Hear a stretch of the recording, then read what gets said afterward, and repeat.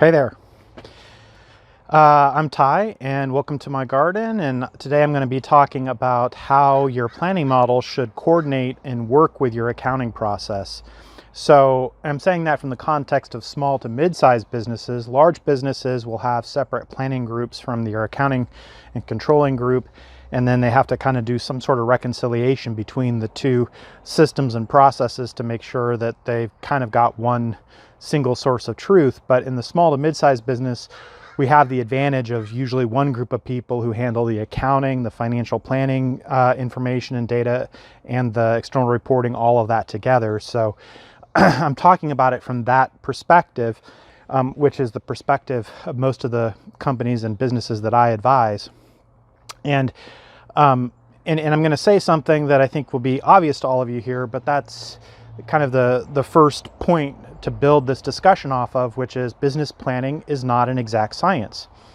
And unless sometimes I've seen scenarios where people are running really extremely stable businesses for long periods of time. And so, really they kind of know what to expect, and their expectations pretty much happen like clockwork.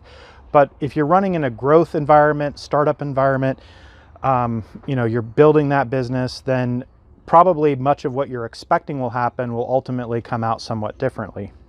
And so what we advise is measure your plan against actual results, and that's a great way to improve your planning assumptions.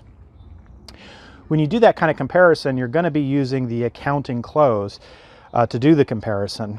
And the process of making that comparison is going to be more efficient if you use the same line items in your planning model that you would use in your accounting system. So in the accounting system, this is called your chart of accounts. And if you look at it from the other side, what I just said was, well, use the same line items in your planning model that are in your chart of accounts, but you could say it from the other side, or you could look at it from the other side, which is to say, we would want, if we think about the whole planning to accounting close process, we would want the chart of accounts to match the line items that are in your plan. After all, what purpose do you have of tracking line items in your accounting that aren't actually consistent with your planning anyway?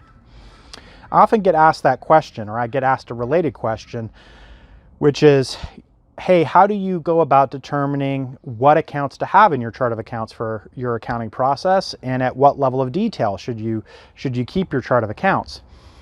And if you follow my perspective on this, then what I'm saying is that your chart of accounts should only have a level of detail that you're actually planning at.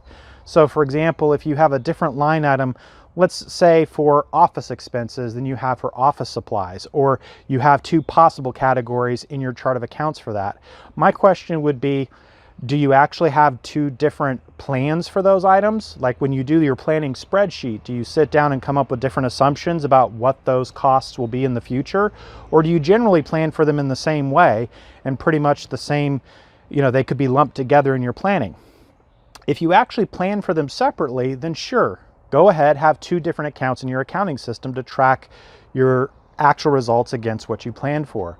But if you actually forecast those things in the same way, and you don't really think of them as any differently when you're doing the planning, then there's really no apparent need to track them separately in your accounting process.